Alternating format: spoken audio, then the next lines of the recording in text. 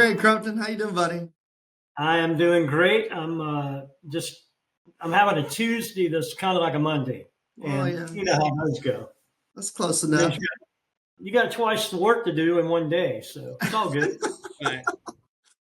All feels good till you get there. Tell us what you're doing today. Like, what does that mean, that title for Service Logic, for those of you who have seen Greg maybe or know his name, but really don't know what you do today? And then honestly, Greg, I want you to go all the way back to the beginning. How on earth did you get in the HVAC business to begin with? Well, I'll go with current day because it's a little easier to describe. So as you guys know, and whoever's listening, we have 58 operating brands under the Service Logic umbrella. And let me check the calendar. That'll be probably 59 Right. toward the end of this week or today. I'm not sure which, but every company has a safety contact. They could be a full-time safety leader with, a full-time credentialed professional, or they could be somebody who is also a project manager and has safety responsibility. So, but somebody at that firm has a responsibility to communicate safety to that local company.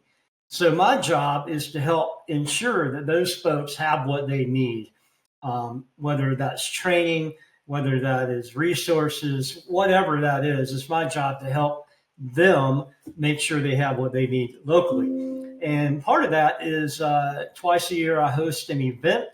We call it a Safety Summit. And we invite at minimum one person from each company to come. We do a 2.5-day event with training. We bring in speakers. We bring in industry professionals, current trends going on, mental health. That seems to be a thing right now. And the last event we had in Anaheim out at Diversified Thermal, we had a professional come in to teach us about what to do in a active shooter scenario, because we're all places, and guys, I think about this every Sunday when I go to church. What happens if you're in that environment and you get trespassed upon by somebody trying to do harm to your group, whether that's at church or whether that's at the office or at a customer location or at a restaurant, And so we brought in a fella, Ed, to teach us some of the core basic principles. And everybody that attended was like really thrilled with that, because it touches so much more than work. It's your whole life. And Sure. This day and age, you got to kind of keep your head on a swivel. And I think it brought some awareness. So at my church, my worship pastor would put down his guitar and go to work. He'd reach in his back pocket and be ready to defend. So there are several people at our church. I may or may not be one of those that are active carrying. Sure, that's what we have as well. Parishioners. So I wouldn't be surprised if we have those at our business units as well. Who knows? I'll sign up. I'm not going to go on the record, but yes. Probably. me either. I won't go on the record either. But you got to be smart wherever you are. Yeah, sure. It's one more way to bring some awareness to folks where they could take that to work and or, in their personal life. But we try to really bring content that matters, not the same old crap that you can get online, but real learning opportunities from the industry. So that's what I do on the safety side. And then I get asked this a lot. So Crumpton, what exactly is it you do? And, my answer is nothing, but everything. So I don't have anybody that, I have to look after day to day, but like just now I'm trying to help somebody find some refrigerant out in the western part of the country because R54B is hard to come by. This morning I was working on a data center issue. This afternoon, there's no telling what I'll be working on. So, if you think about baseball, there's always that one dude who sits in the dugout some, but then when the game's like 18-1 and they need a pitcher, they're like, dude, come, all right, you're up. So, your knuckleball. or or the shortstop, all four of them get hurt. They need that guy, or they need a third base coach. So I'm that utility guy, and Tony Ponzo and I are the only ones at corporate that have ever turned a wrench for a living, and me more recently than Tony, just because I ran my company, and Tony had already moved on to the president role at Midwest. So I'm kind of that person who answers anything weird or technical for the corporate side of the equation. So, and I don't try to do anything except help. So whatever somebody needs is what I try to get into, or at least point people in the right direction. That is as clear as mud about what you do. But yes, we do That's get how it. I like it, Corey. All right, keep them guessing. All right, so really, let's go back to the beginning. It makes for an interesting review. Well, absolutely. Try to measure that. Well, Greg, before you go to the beginning, would you mind on the safety side of things? Is there anything that surprised you the most in this role about safety at our business unit since you started in that role? Yeah, really, there was, Shane. The number one problem or challenge that we have, it's not a big incident. We have those from time to time, but it's the day-to-day little bitty things that all add up. We're a company of over 8,000 people now, and 8,000 people just have things that happen. You trip, you fall, you hit your head on something. Those little bitty things make up like 85% of our recordable incidences are little small things that, if you looked at them and, as a one-off, you're like, that's nothing. But you multiply that times 58 companies, then you suddenly got something. And then, the other fact is we have somewhere around 6,000 vehicles on the road. So driving an average of a 10,000-pound weapon around, you have to really pay attention to what's going on behind the wheel, especially since we advertise our companies on our vans. There are people out there who target people like us to do quick stops in front of us or put us in compromising positions where our drivers can't react fast enough. So, we've and have adopted technology in some of those areas. But I think just the biggest thing is the number of small things that add up to the big number. But we're a safe company overall compared to our industry. Our industry numbers are juxtapose our numbers against the industry are good, especially the fact that we have so many lone workers. Our technicians are out there by themselves. So we're fortunate. We're lucky. We're skilled. We train. We're doing all the things it takes to keep us moving forward. But it's a big job, not my part, but the individual operating company's part. It's a big role. So I'm proud to get to help them keep it corralled. But it's a monster. If you look at it, 8,000 people can create 8,000 challenges. As you know, Shane, from your dealings with Corey. Oh, man. Oh, God. You're exactly right. He put his life in danger so many times. Luckily, we decided to. Jetta. Yeah, that's exactly right. We decided to unrecord them all. That is why HB is beginning to really show his age. Oh, my God. Y'all have done it to him over the years. There are at least a dozen wrinkles with our names on it. Much lately. So to go back to where it all started. Yeah. Where are you from? I don't know where you're from. So one of the very privileged people to be born in the state of Georgia. So I grew up in the Atlanta area, out around the Stone Mountain area is kind of the closest thing people would know. My dad was in the industry. He worked for a big mechanical contractor in the Atlanta market for many years, about 30 of them. And I went to work at that company through the apprenticeship program that I was going through, and worked there for a number of years, became a small minority owner of that company, moved to Charlotte, North Carolina, to help them retool an office, After a couple of years there, I left, and in 1999, my wife and I started Airtight Mechanical. Um, Great company. I'm still biased about it because we were a good company. We did really good work for a lot of good people. We built a lot of young people's ladder to help them move on in their careers. We did a lot of training. I'm proud to say that we put about 20 people through technical school as part of the company education program, and a couple of wives, as opposed to maybe dad was working hard, and instead of giving a raise to dad that year, maybe dad wanted help with mom's tuition.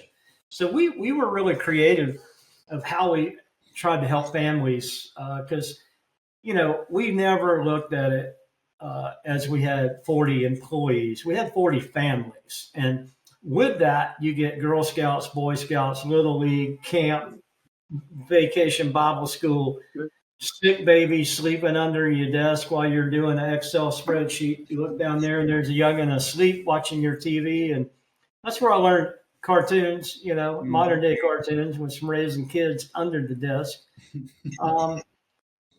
But we really try to be a family-oriented company and raise good families within that environment. And then in 2014 is when we sold to Service Logic. And I guess, as they say, the rest is history. It's hard to believe it's been 11 years. I know. But, it has been. But it's been a dang good 11 years. And, I'll be 61 in a month. And man, I'm having a ball. I love working here because we're really, with the Edge platform, I think we're really putting in some really nice tools to help people continue to develop, whether it's technically, whether it's sales, which both of you guys are part of, or just human skills. Maybe it's soft skills training.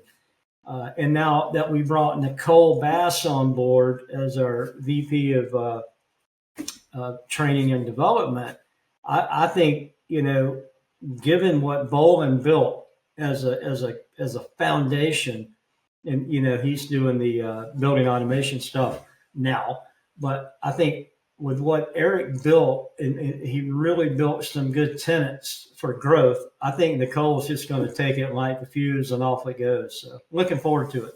So we got challenges today that are very different than the challenges in, what'd you say, 99, when you and your wife started Airtight. Back up to, all right, you're leaving whatever that company was. What was the company?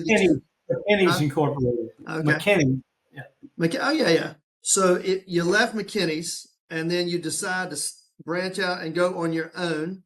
You were technically trained yourself, so you knew how to do the work that you were selling, I'm assuming. But did a couple people come over with you? Did you immediately open a shop, start with 2 or 3 guys? How does that work? My commitment was to never work with my tools at our company, because I felt like that would take away our ability to scale up quicker. So one of the senior technicians that worked with me over there said he wasn't going to stay if I was leaving. So pretty funny story, but he said, "I'm not staying here if you're not going to be here." And I said, "Well, I don't have anything for you to do, because my original plan was to just get out and market and kind of seed plant for 6 or 8 months before I sold anything, because I put some money away and I was okay to do that." And that was the plan. And then Denny Baumgart's this guy's name. He just retired last year.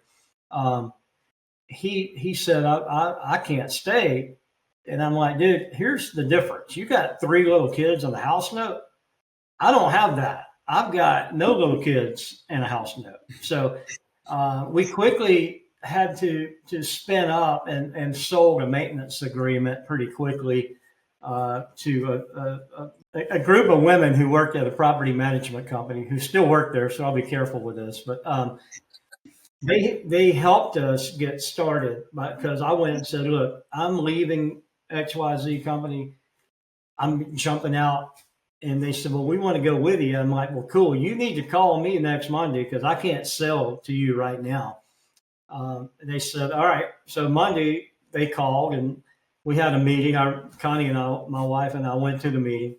The restaurant's gone now, but I remember it distinctly. And so we sold a maintenance agreement, and it was on 18 buildings, little single-story office warehouse, 5-ton rooftop stuff. So we get it all worked out, and man, I'm like thankful. And then my last question was, I said, do y'all think you could pay in advance? I got an employee I got to pay every week.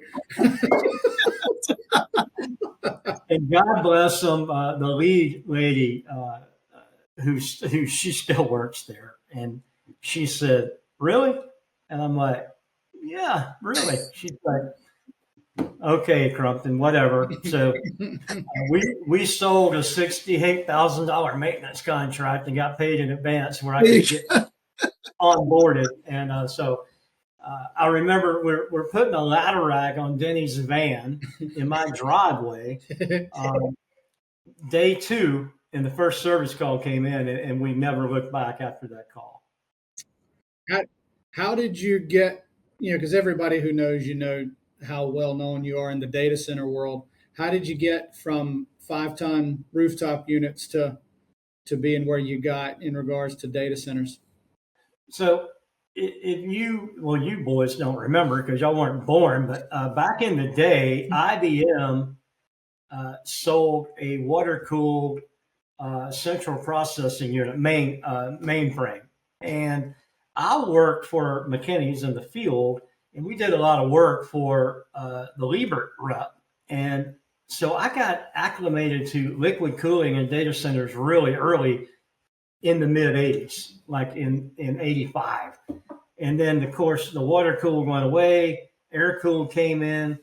So I was always enjoyed the data center market. So I really made an effort to understand it from a scientific way, power, network, and cooling. So I understood all the three-legged bar stools, or 3 legs of the bar stool. Not an expert on power or network, but a pretty good working knowledge, and I still try to maintain that. But I was able to grow and change with what was happening in the data center. And I wound up doing a lot of data center work as a tech and then as a project manager, which we would call like an account manager now. And then when I started Airtight, the only people in Charlotte that did data centers well was the Liebert rep, which is J.G. Blackman. And they did a great job. I've known Kip Kiger, the guy who runs that, for a long time. In fact, he worked in McKinney's years ago. And so back in the day, and I say that, 2012, if you look back that far, if there's a data center in Charlotte, chances are Blackman had it or Airtight had it. And we kind of, we did a lot of good work in there. And, guys, that work is built on relationships. Like it's you don't just walk in and pitch your deal and say, I want to take care of your data center. And they're like, yeah, hit the door, Jack, because you have to prove yourself. Mm-hmm. It's a long way to do it because you really have to move through word of mouth.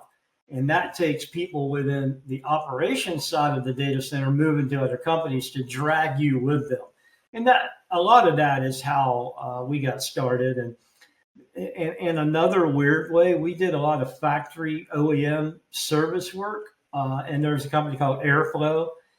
They had a machine. It was an AFX. I remember the model number because I think I laid in bed at night tweaking on it like a year. They had a particular problem with airflow across their data crack unit. And we figured out a way to make that machine perform like they thought it should when it left the factory, but it couldn't because it had airflow restriction. So we outsmarted the problem with auxiliary filters on the backside of the unit to really let that thing breathe. And we solved that problem for them. And that led to a relationship with a little company called Peak 10. which later grew into what is now Flexential. And the CEO and now the chairman of Flexential is a friend because of that problem. And we just have a lot of history. And when you build relationships like that, at 3 o'clock in the morning, they're not calling you to see how you're doing. They need help. And Right. you've got to figure out how to respond with the right person, for that particular problem, because it's not hot potato dispatch, service call, service tech. They don't all automatically go together. There's a specific way to match those skills with the task. And, we're fortunate to be able to do that. But, when I talk about the relationships, the morning of 9/11, we were having a 7x24 meeting at Peak 10 Charlotte in what became Charlotte 2 data center. It was an empty room at that moment. And Mark Hurley, Mark works for Schneider Electric now. He was working for Bank of America. He ran all the mission critical work, I think on the East Coast, if I'm not mistaken, back then. But this dude was important because he had a digital pager. All right. That's how cool he was. So we're in the 7x24 meeting, and Mark is speaking, and he looks down and hits his pager a couple of times. And about that time, another fellow, David Kidd, who's still a longtime friend and industry guy, David comes in and talks to Mark quietly in his ear. And Mark says, okay, we're suspending the meeting. Here's what just happened in New York.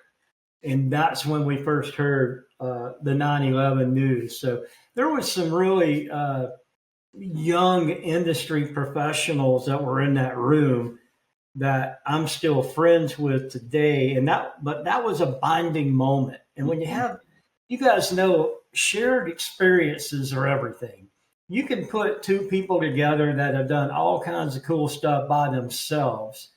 But like you two, you've traveled together, you played together, you vacationed together. That builds a bond like you can't artificially create.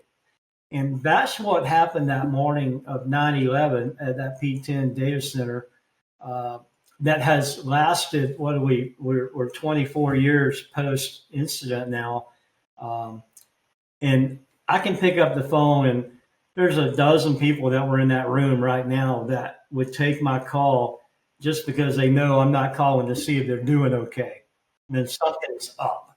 And that mentality and that drive for excellence is what built our company, which I think is what Service Logic saw in it that they wanted to acquire. I know it's a long way to get there, but it's about people and quality and, trained assassins, as I like to tell Corey. They're the best kind of assassins, as far as I can tell. Well, our industry has many different skill levels. And if you're going to work for the kind of people we all like to work for, you have to have your poop in a pile, and you got to be really good at what you're doing. And you can't be a kind of a technician. You can't be kind of a salesperson. You can't be kind of an accountant. You've got to really take your craft to a whole different level if you want to operate with the people you want to operate with, because that's what they expect, and that's what they'll give you back. What'd you do in the company, and what'd your wife do in the company? You sold it and she managed it? How'd that work when you first started out? You were out beating the bushes? Yeah, and we kind of always had the mentality, Corey, where we didn't want to just hang a shingle and hope somebody called. We decided who we wanted to work for, and then we went and sold to them because of what we felt like we could deliver is what they needed. Maybe they didn't know that until we educated them on what we could do for them. But we never just wanted to go out and solicit work for the sake of work, because we were financially in a position to where if we didn't have the right kind of work, that was okay to get some fill in. But our core was going after that targeted set of accounts And every year, we'd have whether there was two of us or eventually 20 of us sitting down for our meeting, annual, planning. Um, we decided who we wanted to go after, and that was a core focus. And you guys understand the maintenance sales rep model.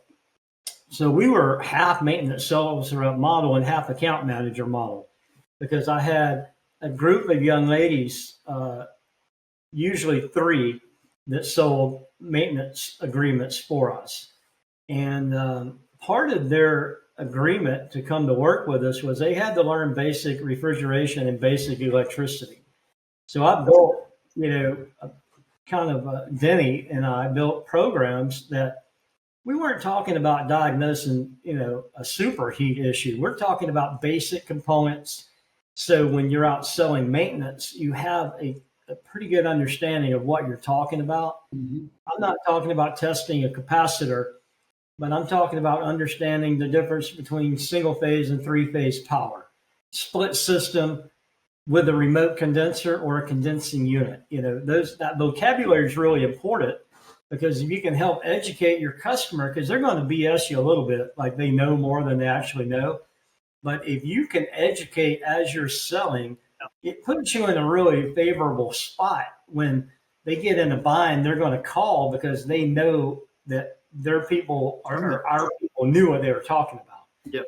And then we had Russ Castillo, who's still over there at ATFT now. Dude. Russ was more of the utility selling guy. He would sell a project and maintenance with a heavy emphasis on projects, because that's what he's always enjoyed doing and he's really good at it. So we kind of had a hybrid model, but really concentrated those folks to put them in the best position to go forward. So yes, I sold work, initially. And then pretty quickly we brought on our first salesman, a fellow who's passed away now, unfortunately, due to a car accident. But we've always been out front selling. We haven't just been hoping, because that is not a strategy. You made enough money to pay Denny and yourself a little bit that first year? Is that... So funny that we took on some debt from Friends and Family program. And so at the end of the first year, we made everybody whole that invested in us. And we ended the first year with no debt. So it is funny, though, man, because I had an opportunity to go to Phoenix and open an office for a friend of mine who ran a company in Walnut, California. And he was like, man, go to Phoenix, open this branch for me. So funny story, Connie and I flew out there one weekend. We flew Friday. We were going to be there Saturday, Sunday, come home Monday. We hadn't even landed the damn airplane yet. We're sitting in the seat. Connie's looking out the window, turns to me and says, yeah, I'm not living here. I'm like, could we just get on the ground first?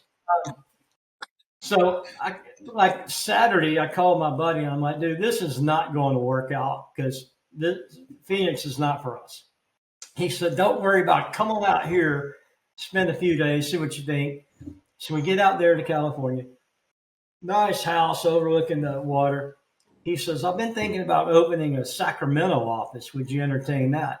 I'm thinking, yeah, I'll entertain that. So we get downstairs at his house that night. We're kind of a big house, and we're down in the basement. She says, I'm not living in California. So the next morning at breakfast, I tell Steve again, no, can't do it.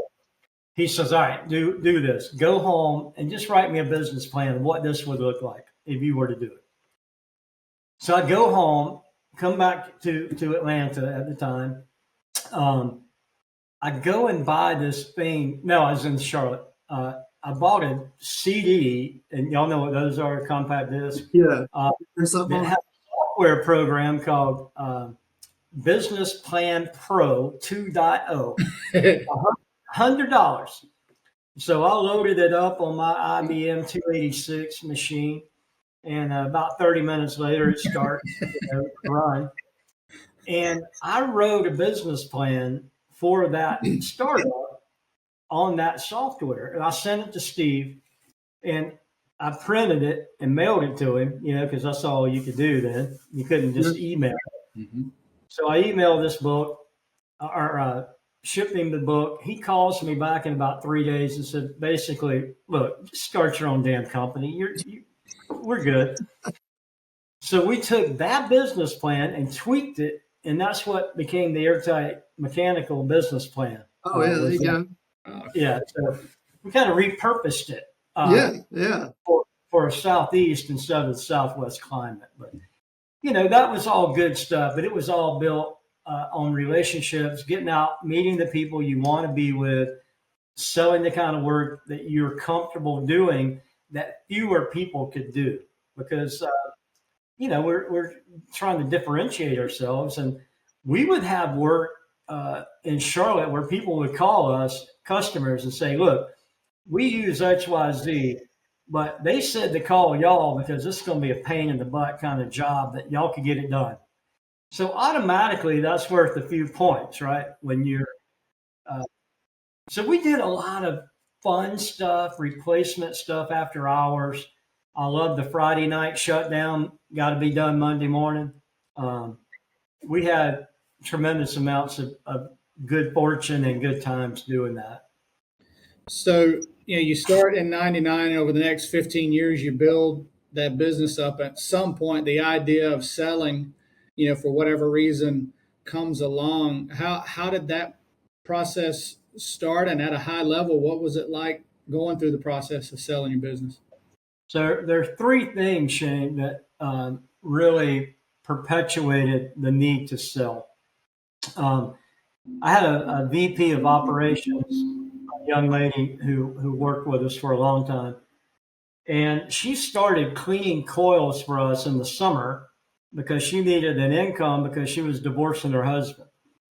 So she cleaned all those buildings I was telling you about. We sold to maintenance. She cleaned every condenser on those buildings plus others to earn her way into the company. About the time she gets through with the coils, our regular lady who had left McKinney's also with us a couple of months later was leaving on maternity leave. So we bring this other lady in to run the office because she's kind of got a feel for the company now and knows all the guys. So it seemed like a great fit, and it was. She did an excellent job.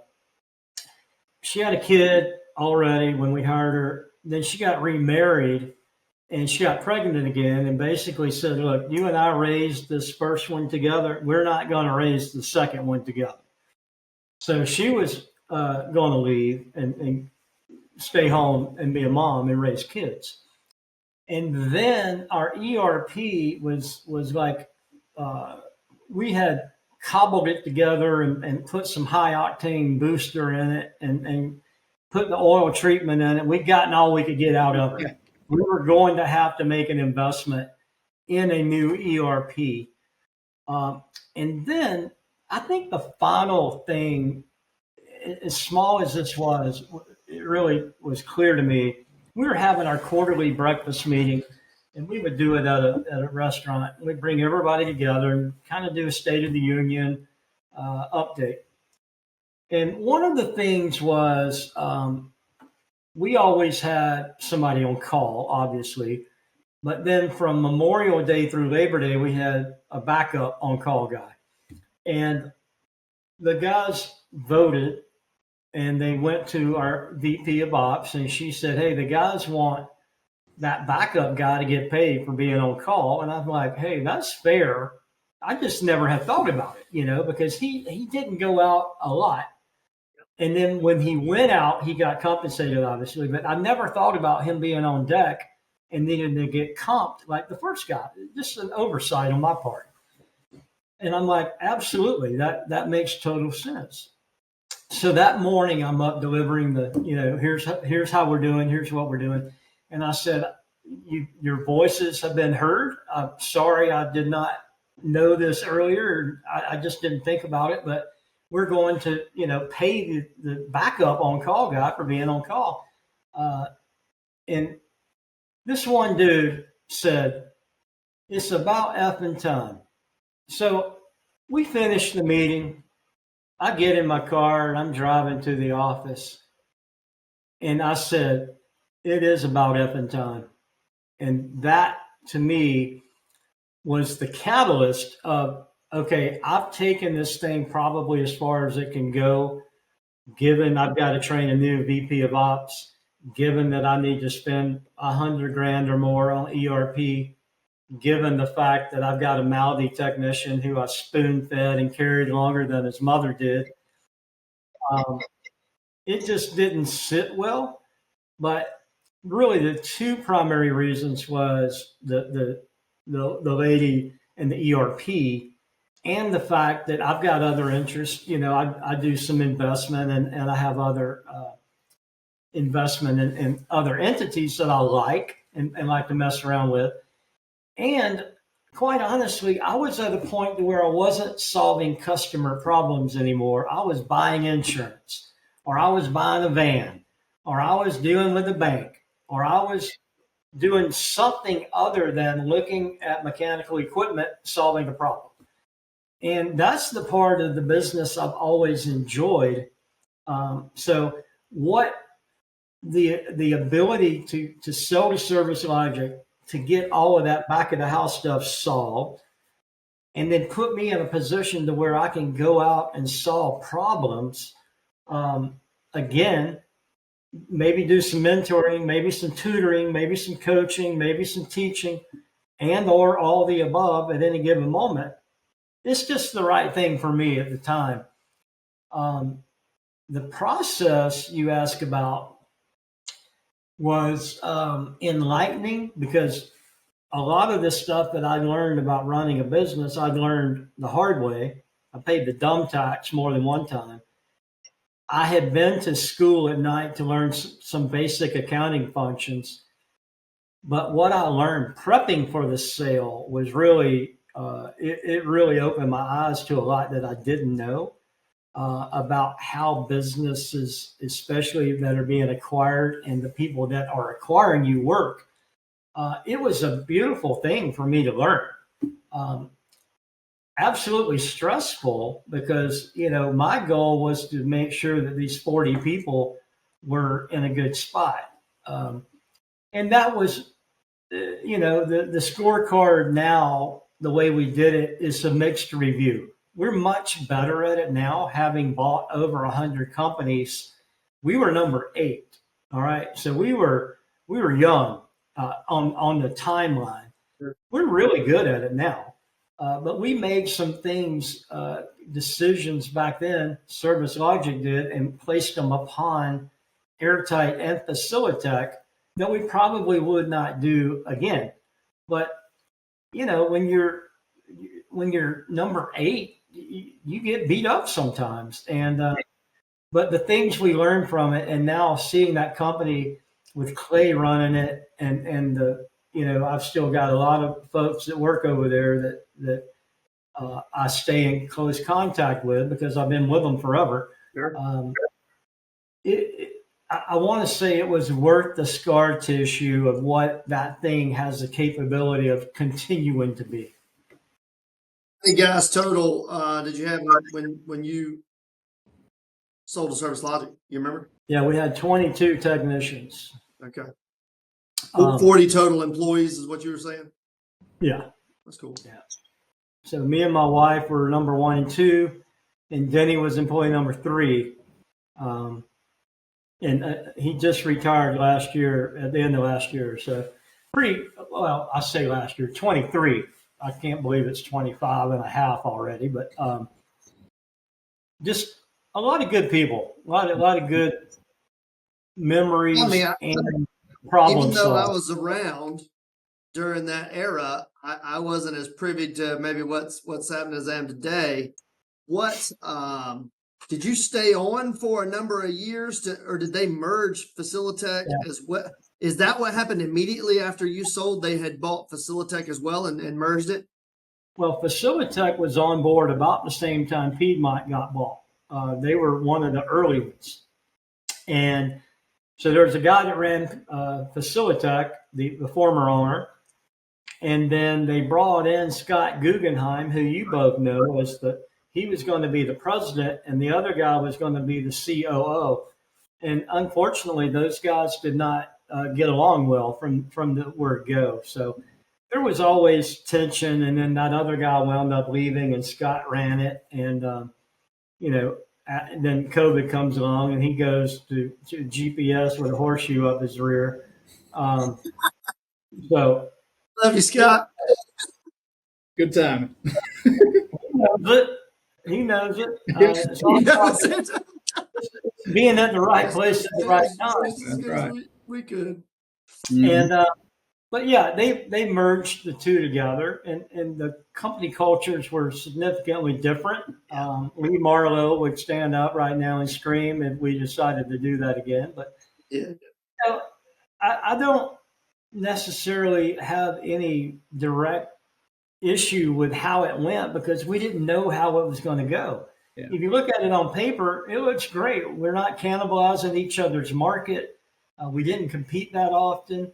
So it looked really good, but it really came down to the human side of the equation, not the business side. But you're going to have that when you have overlay of people. But we're much more focused now, guys, on understanding the culture and the fit of the company before we would pull the string. Do you remember what revenue were you at about that time when you were selling your? I can't discuss that, Corey. Highly confidential. Highly confident. I think our last year we were at $12 million, somewhere in that ballpark. It's interesting, not going through that process myself or starting from kind of scratch. Pete Doyle actually mentioned as well. Do you remember? Obviously, not every customer agrees to pay you up front or in advance, and it seems like you're always collecting money. Did you ever have I'm interested just to learn if you ran into all right, when cash flow was more of a challenge than you thought it might have been when you're working for somebody else. So I will tell you that starting a business, you're always more underfunded than you think you'll be, because it always takes more to keep the machine running. We ran a really good accounts receivable program. And I remember having this epiphany one day. I was driving from Raleigh because we did a good bit of work up in Raleigh for some of the data center customers. I was driving back to Charlotte and I thought, who in the hell decided that we're 30 days net? And I couldn't figure out who decided that other than the software package that we were using came with a default. Mm-hmm. So I changed that to net 10. And people started paying early. Pete runs great business. So, obviously what he does works well. But I didn't have AR issues as much as the overall burden of running the company financially. And I tell people this now. If you're thinking about running your company and you understand what kind of nut you need to have in the bank, double it, because that's really what it will take. Yeah. Mm-hmm. But the time you start, little things, guys, I remember buying a Goodway machine for cleaning condenser tubes. I had it in the back of the truck. I just picked it up. I went into Granger to pick up one thing. I came out and the damn thing's gone. Oh, no. Some vagrant stole what they thought was a pressure washer. It was no use to the homeless, but it cost me $20. Colon cleanse, I'll tell you that much. You're $2,500 out of pocket, and when you're small, replacing 20. Think about it this way, and I share this with a lot of young folks. How many air filters do you need to sell to clear $2,500 net profit? A bunch. A metric crap ton. So if you break it down to a 24 by 24 by 2 pleated filter sale, God, you better take care of your stuff. And yeah. I just remember walking out, I wasn't in there 5 minutes and the damn thing was gone. But all of that stuff, my point is, it takes more funding than you realize it does on paper. So I always encourage people to double what they think for their nest egg. But we really did work hard, Corey, to your point, on collections. And I tell people this now. You talk about money upfront and you talk about money often. If you do that, when a problem arises and you've invoiced them, salespeople hate to talk about money. I don't know why, but it's horrible to get a salesperson to talk about money. They're somewhat hesitant to do it. But I hit them in the mouth with it. Here's what it's going to take. Here's how I'm going to invoice you, and here's how I need to get paid. I find if you do that, it lessens the wrinkle. There's going to be a wrinkle. Somebody's going to miss an invoice. It's going to be something. So when you call, you're not, like living a little boy coming out of your bubble for the first time. You already had the conversation. So early, upfront, and often is my mantra on talking about funding. If you had to pick, I always ask this, right? It might be tough.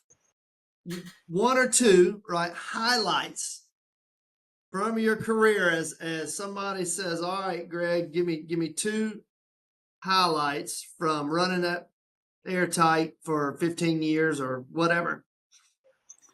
There would be a lot more than two, Corey. I know. But a lot of them are co-signing a loan for a kid who was really making a dent in the universe and needed help getting started buying a car. I have been to housewarming parties the first time somebody was able to buy their own house. I've been to weddings. I've been to christenings. I've been to funerals. All mine are people related. I don't remember shit about air conditioning. It's all about the human interactions that I had as a owner who really tried to give back to the company. I put socks on a young lady who was having an appendectomy because her parents lived in Boston. I'm at the hospital with her. I'm driving to West Virginia for a funeral for one of our guys who lost his father in a pretty horrific farm accident. I don't remember the project we worked on, but I remember standing there at Andy's funeral, hugging my buddy who worked with us. Those are the things that really stand out to me. Vapor compression is vapor compression. I get it. Refrigerant's refrigerant and TIG welding's TIG welding. But if you can help people get to that next level of and that's a lot of different things, if you can help people get to the next level they're striving for in their personal life, the work shit's easy. Mm-hmm. My nephew, it's nephew-in-law, standing at the kitchen sink the year he got out of high school, not knowing what he's going to do. He said, I guess I'll go to college and be a teacher. I don't really want to. And now seeing him run a controls operation for a really successful mechanical contractor, having worked with me for, the last 17 years as an employee and as family member helping him, those are the things that matter when, to me. And again, there have been some phenomenal things, helicopter lifts. And I'll tell one quick story. Downtown Raleigh, North Carolina, Carolina Light and Power building, funky looking building. They got a city club up on top of that thing, highfalutin membership only place. Y'all both are probably members, but I think we might have had a meeting there. So we were doing a lot of work for Club Corp back in the day, and Russ Castello was the project guy on this job. We worked for a long time. This is a 50-ton variable zone, multi-zone package unit on top of that 30-story building or whatever it is. Permit required, helicopter, cops, overtime, all of that goes into a helicopter lift. We get up there Friday night. We're at the hotel, hit every plan. We're checking our list. We're hitting everything 2-3 times, making sure everybody's buttoned up. Got our crew. Who's going to grab the rope? Who's doing what? Dry running, cold beer, discussions, all that stuff. Well, that next morning, it's daylight, or not even daylight yet. We're standing in the parking lot looking at the building across the street where we rented the lot to pick the unit up. And the fire alarm goes off. I'm like, shit, we're not even in the building yet. Fire alarm's already going off. All these fire trucks come flying up to the building. We'll come to find out they're polishing the granite, set the smoke detector off. Got all that mess cleared out. Okay, it's our turn. I'm standing there talking to Russ, kind of like, okay, are we good? Everybody's good? And I said, Russ, did you pull a permit on this job? He said, nope, forgot that one.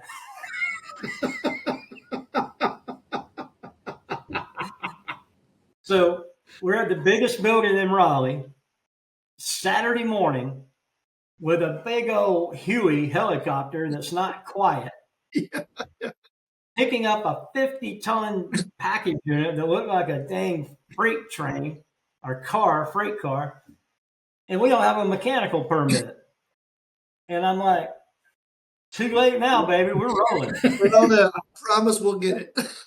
So I think the next Monday, Russ went up there and tried to fill out a like-for-like replacement. But just little things like that that you remember, the swinging a Liebert unit into a window downtown Charlotte. But I go back. The people side of it is really that's what pops for me, and just still having the relationships of those folks now as friends, and we haven't worked together in some time now, but that's what matters to me. Greg, thank you so much for taking some time. We appreciate all you do in our company and the industry. Everybody who knows you, it's hard as hell to forget you, that's for sure. So we appreciate the impact you have on everybody you meet. And the fact that the relationship side is the key. Boy, if that doesn't ring true in so many of my experiences as well. Money's going to be here. The industry's going to be here long after we're gone. But the stories you're talking about and the people impacted is it's where it's at. Well, I appreciate y'all having me on here. And Corey, while you were giving me those nice words, Shane was kind of giggling looking. I don't know what that was all about. He's in the inner circle, bro. Well, look, one day maybe he and I will go on your podcast together, and you can ask us all the ridiculous stories we have from the stupid crap we got into. Well, again, guys, thank y'all for having me. I really enjoyed talking with both of you. Thanks so much.